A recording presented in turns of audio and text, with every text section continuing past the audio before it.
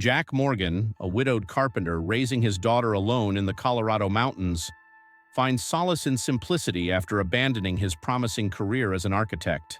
During a violent storm, his cabin becomes refuge for a mysterious injured woman who conceals her identity as a billionaire CEO fleeing her high-powered life. Their worlds violently collide, forcing them to discover if true shelter exists in wealth and status, or in the raw authenticity that emerges when life's facades are washed away.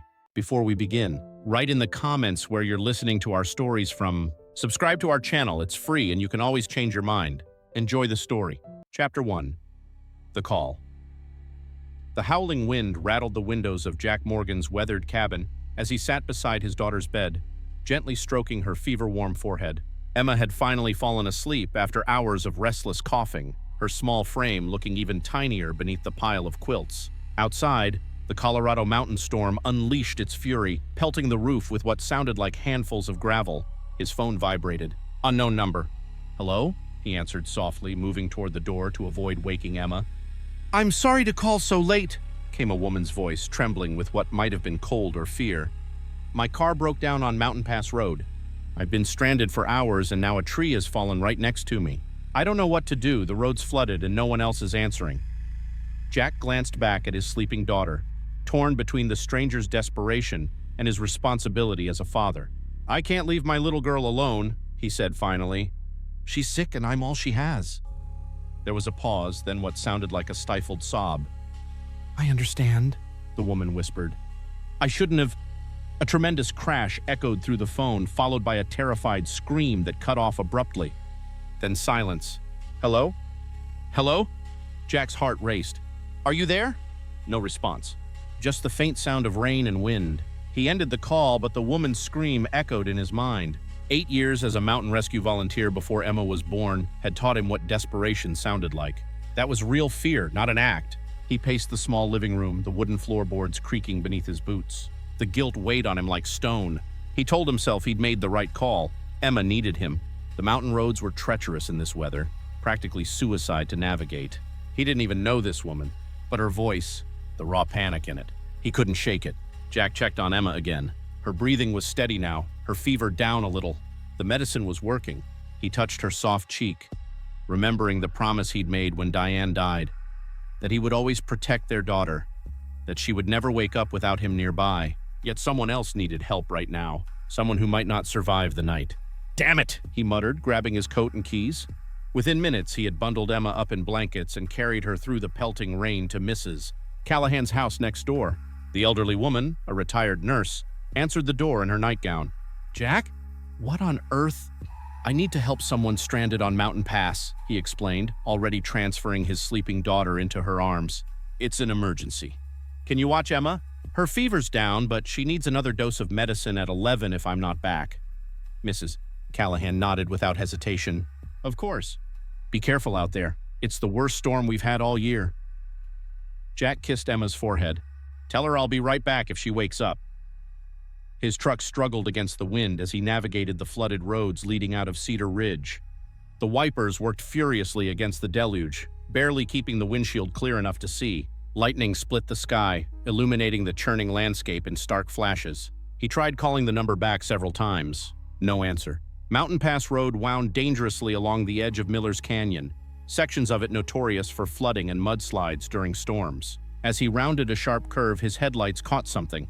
A luxury SUV, tilted precariously at the edge of the road where part of the shoulder had washed away. A massive pine tree had fallen just behind it, blocking the road completely. Jack pulled over and grabbed his flashlight and emergency kit. The rain stung his face as he approached the vehicle. Empty. "Hello?" he called out, his voice nearly swallowed by the howling wind. "Is anyone here?" No response. He scanned the area with his flashlight. There, about 20 yards down the slope, a flash of color against the dark earth. He carefully made his way down, sliding on the mud. A woman lay half-conscious on the ground, partially sheltered by an outcropping of rock. Her elegant coat was soaked through, her dark hair plastered to her pale face. A nasty gash on her forehead was bleeding freely. "Hey," Jack said gently, kneeling beside her. "Can you hear me?" Her eyes fluttered open, disoriented but startlingly blue. "You," she whispered. "You came. I'm Jack." "I need to get you out of here. The whole hillside could go any minute." She tried to move, then winced. "My ankle." Jack quickly assessed her. The head wound was concerning, but the rapidly swelling ankle might make walking impossible. "I'm going to carry you up to my truck. Hold on to me, okay?" She nodded weakly, and he lifted her into his arms. She was lighter than he expected, but the climb back up was treacherous. Twice they nearly went down as mud gave way beneath his boots. Finally, he got her into the passenger seat of his truck, just as another section of the road edge crumbled away, taking a chunk of guardrail with it. "You called the right person," he said, starting the engine. "I used to do mountain rescue." She was shivering violently now, shock setting in. "I called everyone." "You were the only one who answered." "Then you said no, and I thought I was going to die out here." Jack turned the heater to full blast. "I changed my mind." "Why?" she asked, her voice barely audible over the storm. He glanced at her, this stranger he'd risked everything to save. "Because you sounded scared. And alone." She didn't respond, just stared ahead as he carefully navigated back toward town. "What's your name?" he asked after a moment. "Olivia," she said, then hesitated. "Olivia Reed." Jack nodded, focusing on the flooded road. "Well, Olivia Reed, let's get you somewhere safe." As they drove through the storm, neither spoke of the way her hands trembled, or how his knuckles were white on the steering wheel. Neither mentioned that they both knew he shouldn't have come, that he had a sick child at home, that the roads were deadly, that they were strangers to each other. But in that moment, as lightning illuminated the rain-swept mountains around them, something unspoken passed between them. A recognition, perhaps. Two people adrift in their own storms, finding unexpected shelter in each other. What Jack couldn't know as they wound their way back to Cedar Ridge was that this rescue would change both their lives forever. That this wasn't just any stranded traveler he'd saved from the mountain, and Olivia Reed had a secret that would turn his quiet mountain life upside down. Chapter 2. Shelter. Jack's cabin glowed like a lighthouse in the darkness as he guided Olivia up the porch steps. The storm had intensified, sheets of rain slashing sideways and thunder shaking the ground beneath their feet. Inside, the warmth enveloped them immediately. The wood stove in the corner crackling with embers he'd banked before leaving. "Sit here," he said, helping her to the worn leather couch. "Let me look at that cut." Olivia sank down, her body still trembling despite the warmth. The light revealed her more clearly now. Elegant features, expensive clothes now ruined with mud and rain, and a composure that seemed to be barely holding together. Jack retrieved his first aid kit and knelt in front of her. "This might sting," he warned, gently cleaning the gash on her forehead. She flinched but didn't pull away. "Are you a doctor as well as a mountain rescuer?" she asked, her voice steadier now. He shook his head, carefully applying antiseptic. "Just a carpenter with a knack for fixing things." He paused. "Mountains teach you to be prepared." Wasn't always a handyman, though. Used to design buildings, not just build them. "What happened?" The question slipped out before she could stop herself. Jack's hands stilled momentarily. "Life happened." He resumed cleaning her wound. "Now for that ankle." "I need to take your boot off." She nodded, biting her lip as he carefully removed her expensive hiking boot, clearly new and barely broken in. Her ankle was already swollen to twice its normal size. "Sprain, not a break, I think," he assessed, gently probing the area. "But you'll need to stay off it for a few days." Olivia's face paled. "A few days? I can't. I need to get back on the road as soon as possible." "In this storm? With this ankle? Not happening." Jack stood up to retrieve some ice. Roads might be washed out completely by morning anyway. She watched him move efficiently around the small kitchen, noting the modest furnishings, the hand-built cabinets, the children's drawings magneted to the refrigerator. "Your daughter," she said quietly. "You mentioned she was sick."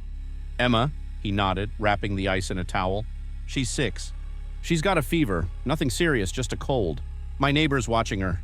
He returned and placed the makeshift ice pack on her ankle. "I should call to check on her." As Jack stepped away to make the call, Olivia took in her surroundings more carefully. The cabin was small but meticulously maintained. Handcrafted furniture, well-worn books on built-in shelves, faded photographs. A home built with care, not money. So different from the sterile penthouses and hotel suites she was accustomed to. "She's still sleeping," Jack reported, returning. "Fever's down a bit more." "You're a good father," Olivia said softly. Something in her tone made him look at her more closely. "You sound surprised." She shook her head. "No, She stopped, unsure how to explain. "My father was different," Jack didn't press. Instead, he disappeared briefly into another room, returning with a stack of clothes. These should fit well enough. They're my sister's. She stays here sometimes. You need to get out of those wet clothes before you catch pneumonia. Olivia accepted the clothes gratefully. Jack helped her hobble to the bathroom, where she peeled off her sodden designer outfit and slipped into the borrowed sweatpants and flannel shirt. When she emerged, he had stoked the fire and was heating something on the stove. Tomato soup, he explained. Nothing fancy, but it'll warm you up. She lowered herself carefully onto a kitchen chair. Thank you. For everything. He shrugged, stirring the soup. Anyone would have done the same. No, she said firmly. They wouldn't. You said no yourself at first, and you had every reason to. But you came anyway. Jack was quiet for a moment. I couldn't get your voice out of my head. The fear in it. He poured the soup into mismatched bowls. What were you doing out there anyway? Mountain Pass isn't exactly on the way to anywhere popular. Olivia cupped her hands around the warm bowl, her eyes fixed on the swirling soup. Running away, she admitted softly. He raised an eyebrow but didn't immediately respond. The admission hung in the air between them. From what? He finally asked. Everything. She took a spoonful of soup, buying time. My life. My name? Expectations. Jack studied her across the table. Your name carries expectations? She looked up then, something shifting in her expression. You don't recognize me, do you? He frowned slightly. Should I? A small, genuine smile touched her lips for the first time. No. And that's refreshing. The lights flickered ominously, then stabilized. Jack glanced at the window, where rain continued to lash against the glass. Power might go soon. The generators will kick in, but we should be prepared. As if on cue, the cabin plunged into darkness, leaving only the orange glow from the wood stove. Jack moved calmly, lighting candles strategically around the room. Generator should start automatically, he explained. Give it a minute. In the soft candlelight, Olivia's features seemed softer, less guarded. You're very calm in a crisis. Had my share of them, he replied, checking the battery-powered radio for weather updates. The news wasn't good. Flash flood warnings, roads closed, power outages across 3 counties. He caught her watching him. What? Nothing, she said. It's just, you seem so self-sufficient, like you've built this little world that doesn't need anything from outside. Jack's expression turned serious. Everyone needs something from outside, Olivia. No man is an island, especially not in mountains like these. The generator hummed to life and dim emergency lights flickered on. Relief softened Olivia's features, but the brief comfort was shattered by Jack's phone ringing. Mrs. Callahan. His voice was instantly alert. Is Emma? He listened, his face darkening. How high is the fever now? Another pause. I'm coming right away. He hung up, already reaching for his coat. Emma's fever spiked to 103. I need to get her to the clinic in town. Go, Olivia urged immediately. I'll be fine here. Jack hesitated, clearly torn. The roads are getting worse. If they wash out completely, your daughter needs you, she insisted. Please. He nodded, grabbing his keys. There's food in the fridge, more firewood by the stove. Keep that ankle elevated. I'll be back as soon as I can. Jack, she called as he reached the door. Thank you. For saving me. He paused, silhouetted against the stormy night. We're not safe yet, he replied. And then he was gone, swallowed by the darkness and the rain. Olivia sat alone in the dimly lit cabin, listening to the storm rage outside and the old house creak around her. For the first time in months, she felt something close to peace despite the chaos. No cameras, no assistants, no board meetings, no expectations. No one knowing she was Olivia Reed Harrington, billionaire CEO of Reed Technologies, who had disappeared 3 days ago without a trace, sending the business world into a frenzy of speculation. She touched the simple cotton of the borrowed flannel shirt, so different from her usual tailored suits. Tonight, in this storm, in this stranger's home, she was just Olivia. Just a woman with a sprained ankle and nowhere to run. The question was, how long could she keep it that way? Outside, the wind howled louder, as if warning her that some storms couldn't be outrun, not even by a woman who had everything, yet somehow nothing at all. Chapter 3. Discovery's morning arrived with unexpected brightness. The storm had broken sometime before dawn, leaving behind a transformed landscape, glistening with raindrops and littered with broken branches. Sunlight streamed through the cabin windows, painting golden rectangles across the wooden floor. Olivia awoke disoriented, her body stiff from sleeping on the couch. For a moment, she forgot where she was. Then the dull throb in her ankle reminded her. The cabin was silent. Jack hadn't returned. She shifted to a sitting position, wincing as she accidentally jostled her injured ankle. The makeshift ice pack had long since melted, leaving a damp towel behind. She tossed it aside and carefully tested her weight. Still painful, but the swelling had reduced slightly. Using a decorative walking stick she'd spotted by the fireplace, Olivia hobbled to the kitchen. The digital clock on the microwave read 9:17 a.m. She filled the kettle and set it to boil, then rummaged through cabinets until she found tea bags. The normalcy of the moment struck her suddenly. Standing in a stranger's kitchen, making tea, wearing borrowed clothes, no assistants bringing her carefully prepared breakfast, no emails demanding immediate attention, no board members questioning her latest decisions. When was the last time she'd made her own cup of tea? The sound of tires on gravel broke her reverie. She peered out the window to see Jack's truck pulling up, coated in mud up to the door handles. Relief washed over her, surprising in its intensity. The front door opened and Jack entered, looking exhausted.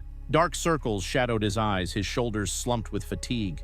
Behind him came a small figure, a little girl with auburn pigtails and a pale face. "Emma, this is Miss Olivia," Jack said gently. "She got hurt in the storm last night and she'll be staying with us for a day or two." The little girl regarded Olivia with solemn blue eyes, so like her father's. "Did you get scared in the thunder?" she asked, her voice slightly raspy. Olivia smiled. "Terrified. Your dad rescued me." Emma nodded, unsurprised. "He's good at fixing things." She clutched a worn, stuffed rabbit to her chest, swaying slightly on her feet. "Emma needs to rest," Jack explained, guiding his daughter toward her bedroom. "The doctor said it's just a bad cold, but she needs fluids and sleep." "I made tea," Olivia offered awkwardly. "I can bring her some?" Jack looked surprised but nodded. "That would be nice. Thank you." As he disappeared into Emma's room, Olivia prepared a mug of tea with honey, diluting it for the child. She paused, gripping the counter's edge, suddenly overwhelmed by the strangeness of it all. 3 days ago, she'd been in a boardroom in Manhattan making decisions worth millions. Now she was brewing tea for a sick child in a mountain cabin. When she entered Emma's room, Jack was tucking the little girl into bed. The space was small but filled with personality. Hand-painted stars on the ceiling, bookshelves overflowing with colorful titles, and a handcrafted dollhouse in the corner. "I brought tea," Olivia said softly, setting the mug on the bedside table. Emma eyed her curiously. "Are you a princess?" The question caught Olivia off guard. "What? No, why would you think that?" "You look like one," Emma said matter-of-factly. "Like in my books." Jack chuckled, brushing hair from his daughter's forehead. "Rest now, kiddo. You can interrogate our guest later." When they returned to the living room, Jack collapsed onto the couch, rubbing his face with both hands. "Sorry about that. She's fascinated by fairy tales lately." "She's adorable," Olivia said, meaning it. "How is she feeling?" "Better." The fever broke around 4 a.m. He sighed deeply. "The doctor said it's just a virus, nothing antibiotics would help with. Just have to wait it out." Olivia nodded, lowering herself carefully into a chair. "And the roads? Are they passable now?"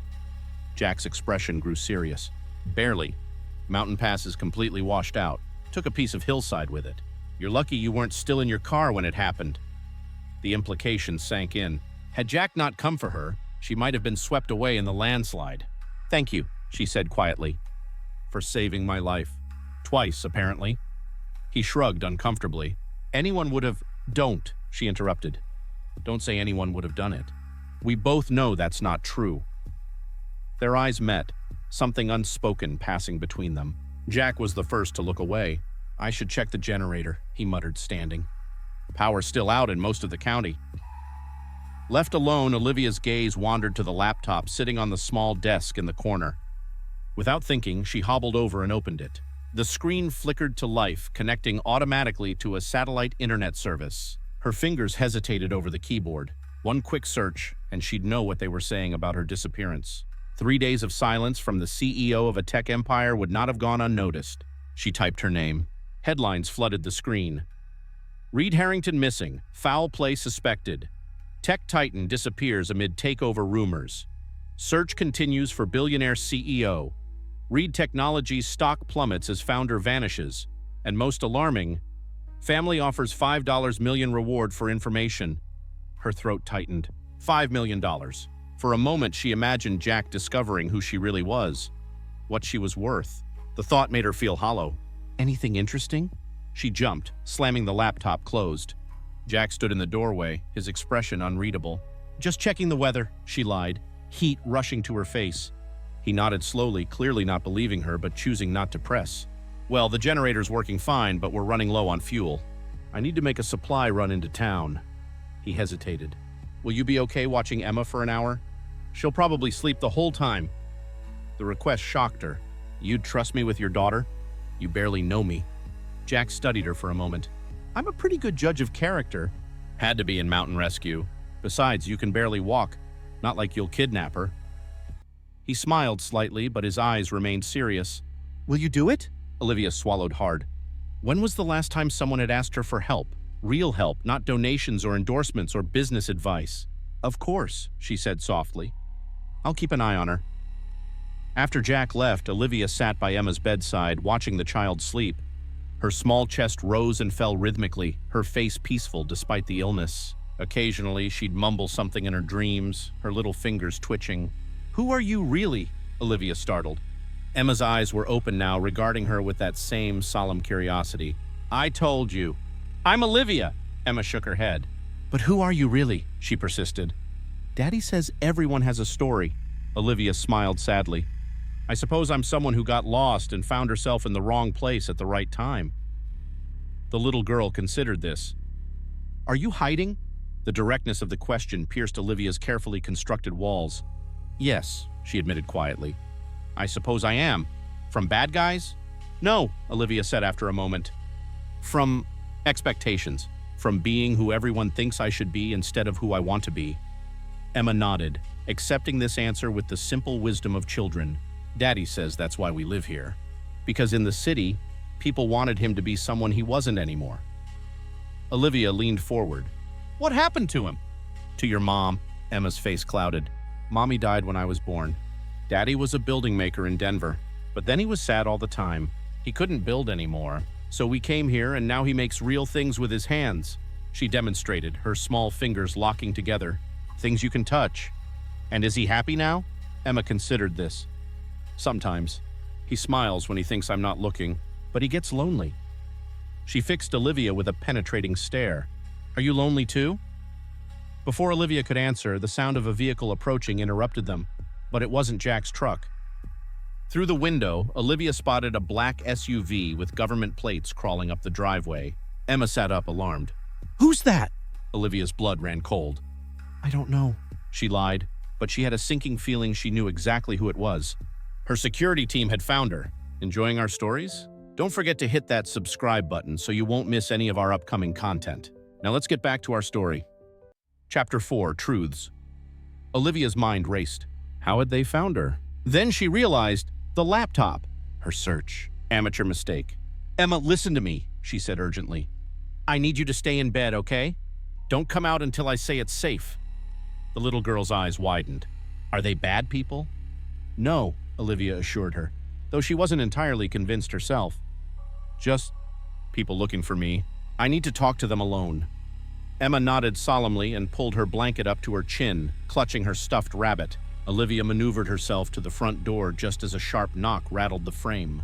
Taking a deep breath, she opened it. Two men in suits stood on the porch, their expressions grim. Behind them, the driver remained in the SUV, engine running. "Miss Reed Harrington," the taller one said, relief evident in his voice. "Thank God. Your family has been worried sick." Olivia straightened, feeling her CEO persona slide back into place like armor. "I left a note, Mitchell. I said I needed time alone." "A note saying I need to clear my head is not sufficient when you're worth billions and running a Fortune 500 company," Mitchell replied, his professional tone barely masking his irritation. "There's a manhunt for you across 3 states. Your father has offered a $5 million reward." "Of course he has," she muttered. "Always putting a price tag on things." The second man stepped forward. "Miss Reed Harrington, we need to get you back to New York immediately. The board is meeting tomorrow, and your absence has caused significant instability in company shares." Olivia glanced back at the cozy cabin interior, so different from her sleek Manhattan penthouse. "I'm not ready to go back," Mitchell sighed. "Ma'am, with all due respect, you don't have a choice. The Peterson merger is hanging by a thread." Your father has threatened to resume his position as CEO, and frankly, people are questioning your mental stability." The words stung more than she wanted to admit. "Give me an hour," she said finally. "I need to explain to—" The sound of Jack's truck interrupted her. She watched as he pulled up beside the government SUV, his posture instantly alert, eyes narrowing at the strangers on his porch. He approached cautiously, carrying grocery bags. "Everything okay here?" Mitchell turned, assessing Jack with a practiced eye. "Sir, this is a private matter. We're associates of Miss Reed Harrington." Jack's gaze shifted to Olivia, confusion evident. Reed Harrington? The name hung in the air between them, heavy with implications. Olivia saw the exact moment recognition dawned in his eyes. "You're that Olivia Reed," he said slowly. "The tech CEO." She nodded, unable to meet his eyes. "I'm sorry I didn't tell you." Jack set the groceries down on the porch step. "So these men are—" "My security team," she finished. "They've come to take me back to New York." Something flickered across Jack's face. Disappointment, perhaps.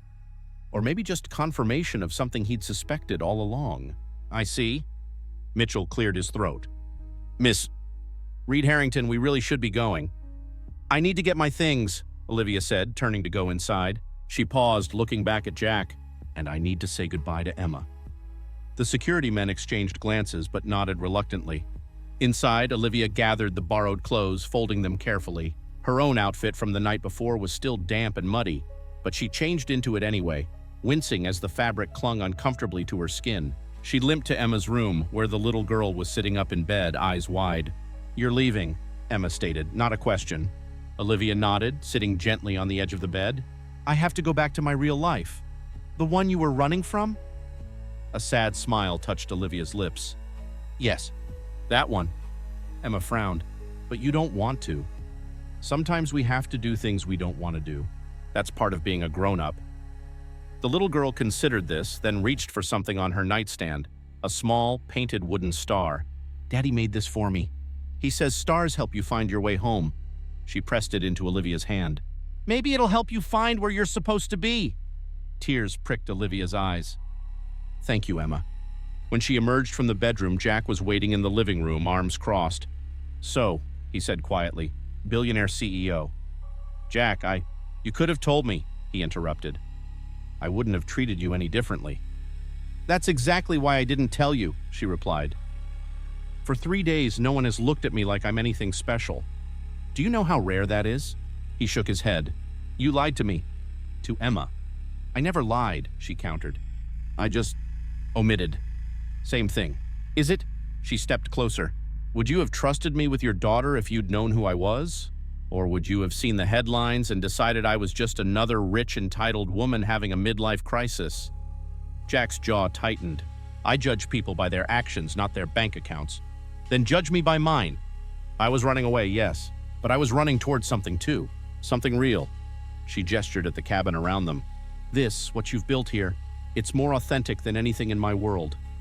"It's just a life," he said quietly. "Nothing special. That's where you're wrong." She took a breath. "Come with me." Jack blinked. "What?" "To New York. You and Emma. Just for a week." The idea formed as she spoke. "I'll pay you, of course. As a consultant, I have a penthouse with plenty of room. Emma could see the city, the museums, the parks." "Why would you want us there?" Olivia hesitated. "Because I need someone who sees me as a person, not a position. And because—" She struggled to find the words. "Because I need to remember why I'm doing all this in the first place." Jack studied her face. "And what exactly are you doing?" "Trying to change the world," she said simply. "But I think I've forgotten what the world actually is." Before he could respond, Mitchell knocked on the open door. "Miss Reed Harrington, we need to go. There's a storm system moving in, and we need to get the helicopter off the mountain before it hits." Olivia nodded, then turned back to Jack. "Think about it?" He didn't answer, just watched as Mitchell helped her limp toward the door. At the threshold, Olivia paused. "Thank you, Jack, for saving my life, and for seeing me, just me, not the CEO or the heiress or whatever else they're calling me in the press these days." She placed Emma's wooden star on the side table. "Keep this, in case I find my way back someday." Then she was gone, helped into the black SUV which crawled back down the muddy drive. Jack stood in the doorway long after the vehicle disappeared from view. his thoughts as turbulent as the clouds gathering on the horizon. "Daddy?" Emma had appeared beside him, still in her pajamas. "Is the princess gone?" He sighed, picking her up. "She's not a princess, Em. She's a businesswoman. A very important, very rich businesswoman." Emma rested her head on his shoulder. She didn't want to go. Jack said nothing, just stared at the empty driveway, wondering why it felt like something precious had slipped through his fingers. Inside the SUV, Olivia leaned her head against the window, watching the cabin recede into the distance. "Your father will be relieved," Mitchell said from beside her. Olivia nodded absently, her mind still in the warm kitchen, still with the little girl who saw through her, still with the man who had pulled her from the storm, without knowing she could have bought the mountain they stood on. "The helicopter's waiting at Cedar Ridge Airport," Mitchell continued. "We'll have you back in Manhattan by dinner." "Actually," Olivia said suddenly, straightening, "I need you to make a stop first." Mitchell frowned. "Miss Reed Harrington, we really should—" "I'm still CEO, aren't I?" Her voice took on the steel edge that had made her famous in boardrooms. "Make the stop." The Cedar Ridge hardware store was small but well-stocked. Olivia, leaning on a hastily purchased walking cane, moved through the aisles with purpose, ignoring Mitchell's impatient glances at his watch. At the counter, she passed her credit card to the stunned clerk. "I'd like all of this delivered to Jack Morgan's cabin. Today." The clerk's eyes widened at the total. "Yes, ma'am. Right away." Back in the SUV, Mitchell broke the silence. "Miss Reed Harrington, may I ask what exactly you're planning?" Olivia stared out the window at the mountains. "I'm remembering what matters, Mitchell. Now let's go face the storm in New York." Chapter 5. Crossroads. 3 weeks later, Manhattan hummed with its usual frenetic energy. From the floor-to-ceiling windows of her penthouse office, Olivia watched tiny figures navigate the concrete canyons 60 floors below. The view had once exhilarated her. Now it just made her feel disconnected, like watching ants from space.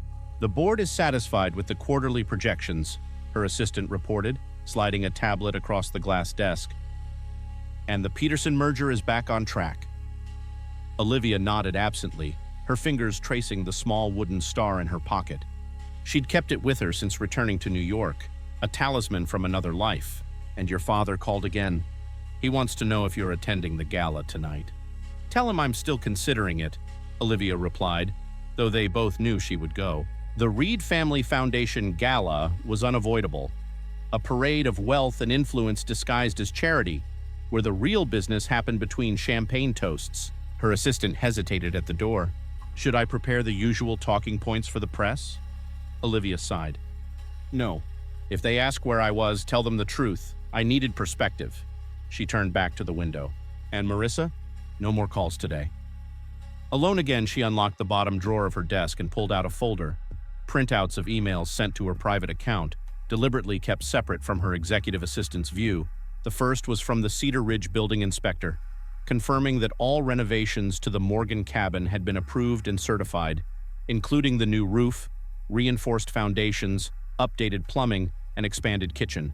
The second was from her private investigator with a detailed background on Jack Morgan, former architectural engineer with Preston and Associates in Denver. Wife Diane died during childbirth due to an undiagnosed heart condition, left his career 6 months after her death, liquidated assets, and moved to Cedar Ridge. Currently works as a freelance carpenter and handyman. No debts, modest savings, excellent credit despite reduced income.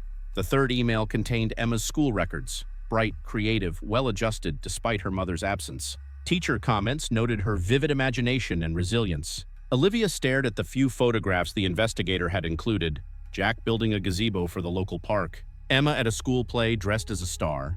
The two of them hiking a mountain trail, laughing at something beyond the camera's view. They hadn't accepted her invitation to New York. She'd left her private number with Jack, but he hadn't called. The intercom buzzed. "Hi, Miss Reed Harrington, your 3 o'clock is here." Olivia quickly returned the folder to the drawer. "Send them in." The meeting dragged on, executives arguing over marketing strategies for their newest product line. Olivia found her mind wandering to a small cabin in the mountains, to simple soup and mismatched bowls, to a little girl who'd asked if she was hiding. "I miss him." "Reed Harrington, your thoughts on the proposal?" She blinked, focusing on the expectant faces around the table. "I think we're overcomplicating this. Our product should improve people's lives, not just their social media presence." Her senior vice president frowned. But the engagement metrics clearly show— People aren't metrics, she interrupted, surprising herself with the vehemence in her voice. They're individuals with real needs. When did we stop designing for actual humans and start designing for algorithms? Silence fell across the conference room. These were conversations they'd had before, but something had changed in her delivery. A newfound conviction that made even her most seasoned executives take notice. Let's take a step back, she continued, rising from her chair. I want us to focus on one question. How does this technology make a single parent's life better? How does it help a child learn? How does it strengthen a community? She paused. If we can't answer those questions clearly, we need to reevaluate our entire approach. Later, as she dressed for the gala in her penthouse apartment, Olivia found herself staring at her reflection. A stranger in a designer gown, draped in diamonds worth more than Jack's entire cabin. Her phone chimed with a text from her father. Car will pick you up at 7. Be prepared to address acquisition rumors. She set the phone down without responding and walked to her office, where the evening light painted Manhattan in hues of gold and amber. On her desk sat a small cardboard box that had arrived that morning from Cedar Ridge. Inside was a handmade wooden music box with a note in childish handwriting. Dear Miss Olivia, thank you for fixing our roof. Daddy says it's the best roof in Colorado now. I hope you aren't hiding anymore. Love, Emma. Beneath it was a letter in Jack's precise architect's script. Olivia, Emma insisted we send this. She's been working on it since you left, with some help from me. The tune is one she made up. She calls it The Princess Who Wasn't Hiding Anymore.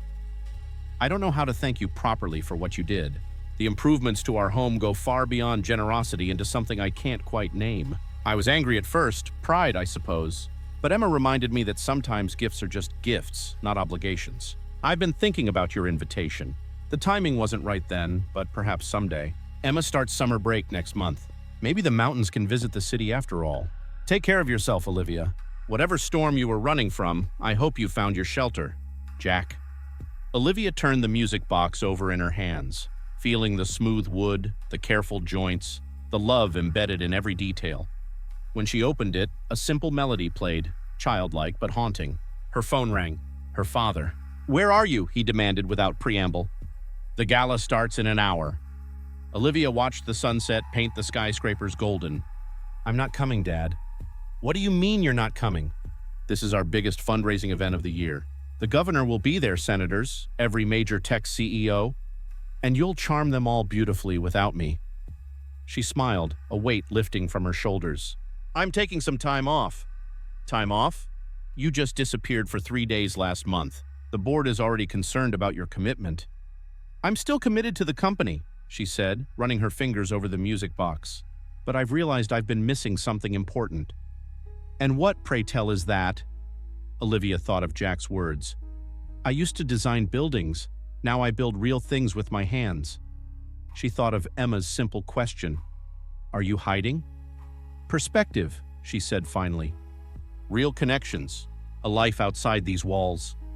Her father's sigh crackled through the phone. This is about that mountain man, isn't it? Your security team told me. Olivia stiffened.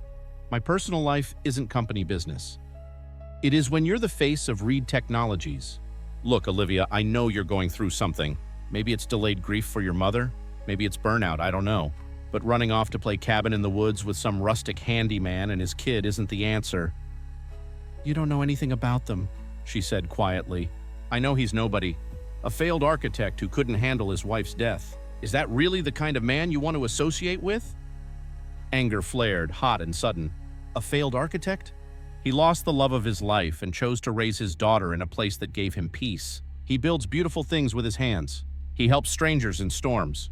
He sees people, not opportunities. She paused, her voice steadying. And yes, Dad, that's exactly the kind of man I want to associate with. Silence stretched between them. You're making a mistake, her father finally said. Olivia looked at the music box, at the note from Emma, at the golden city spread before her. Maybe, but for once it's my mistake to make.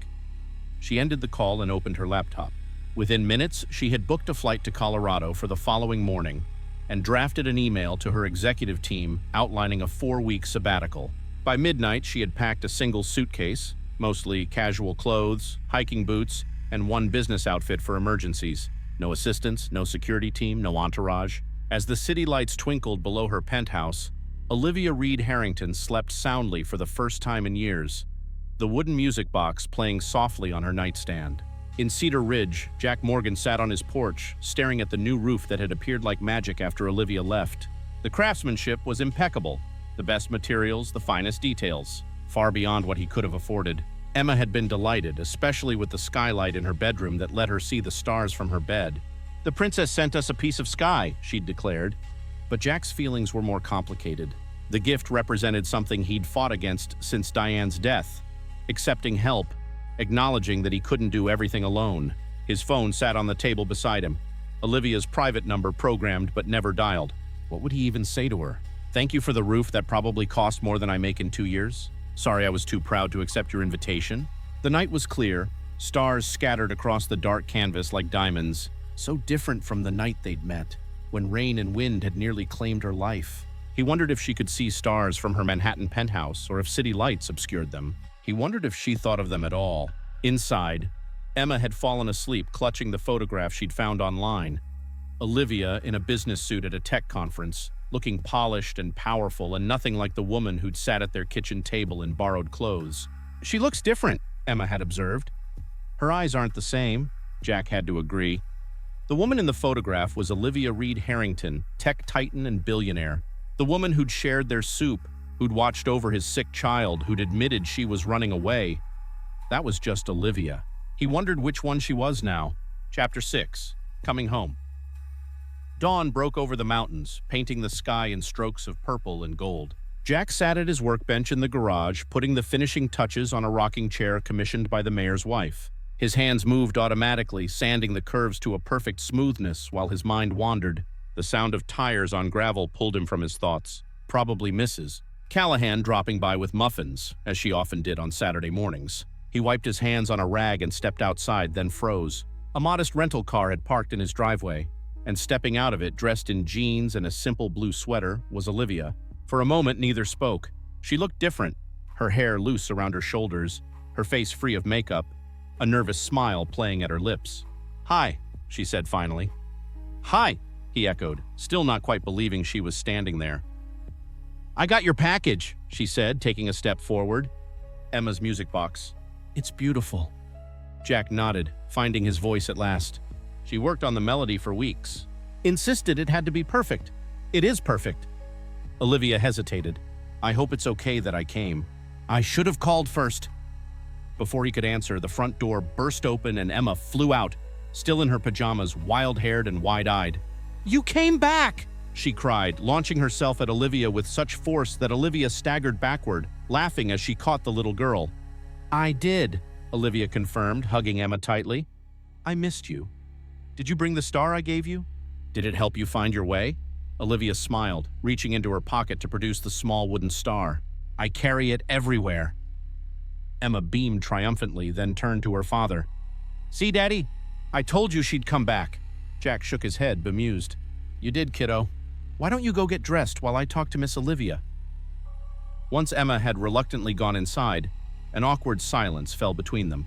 "You look different," Jack said finally. "Good different or bad different?" He studied her. Without the designer clothes and perfect makeup, she looked younger, more vulnerable, but somehow more herself. Just different. More like the woman who sat in my kitchen than the CEO I Googled after you left. She smiled wryly. "That's the idea."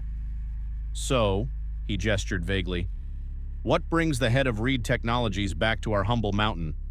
Olivia took a deep breath. "I'm not the head of Reed Technologies. Not for the next month, anyway. I've taken a sabbatical." Jack's eyebrows rose. "A sabbatical? Why?" "Because I realized something when I went back to New York." She stepped closer. "I've spent 15 years building a company that connects people through technology, but I've completely lost my own connections. Real ones." She gestured toward the mountains around them. "I need this. The quiet, the perspective. And you came here. There are plenty of quiet places with better accommodations than Cedar Ridge. But they don't have you," she said simply. "Or Emma." The directness of her statement caught him off guard. "Olivia, I'm not asking for anything," she interrupted quickly. "I've rented a cabin by the lake. I just thought, maybe we could be friends. Maybe Emma would let me take her fishing or hiking sometimes." Maybe you could teach me how to build something with my hands instead of just signing checks and acquisition papers." Jack studied her, searching for any hint of the entitled CEO, any sign that this was just a rich woman's idea of playing mountain vacation, but all he saw was sincerity, and something else, something that mirrored his own loneliness. "Friends," he repeated, testing the word. She nodded, suddenly looking uncertain. "Unless that's too complicated." Jack thought of the night he'd found her in the storm, of the way she'd listened to Emma's stories, of how she'd looked in the candlelight when the power went out.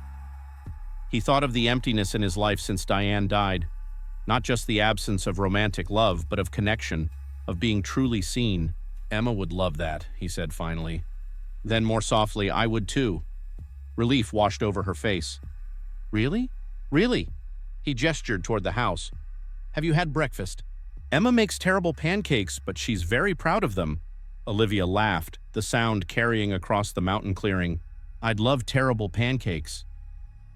As they walked toward the cabin, her cabin now too, in a way, given how much of it she'd rebuilt, Jack noticed how naturally she fit into the landscape, as if the mountains had been waiting for her return. "Jack?" she said, pausing at the porch steps. Thank you for giving me shelter that night, for seeing me as just Olivia." He smiled, truly smiled for the first time in weeks. "Thank you for coming back."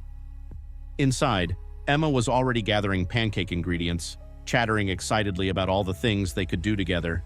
Fishing at the lake, hiking to the waterfall, building a treehouse in the old oak. Olivia rolled up her sleeves and joined her at the counter, the billionaire CEO and the little mountain girl measuring flour together, laughing when it spilled. Jack leaned against the doorframe watching them. The storm that had brought Olivia to them had long passed, but its effects remained. A new roof, a healed heart, a found family. Outside, the mountains stood silent witness to the beginning of something unexpected, but somehow inevitable. Like rain after drought, like sunrise after the longest night. Two worlds had collided in a storm, and in the clearing that followed, 3 lost souls had found their way home. Wow, what a story. Don't forget to hit that subscribe button so you won't miss any of our upcoming content.